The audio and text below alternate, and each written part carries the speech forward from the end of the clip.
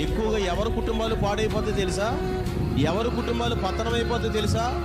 ఎవరి కుటుంబాలు కాలానికి ముందే ఖాళీ అయిపోతాయో తెలుసా?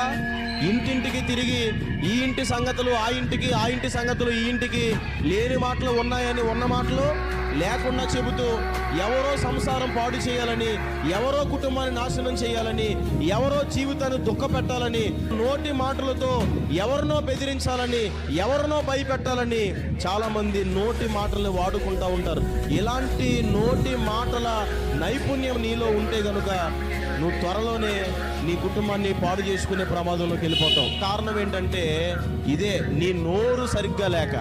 నీ నోరు సరిగ్గా లేదు, నువ్వు ఇష్టానుసారంగా మాట్లాడుతున్నావు.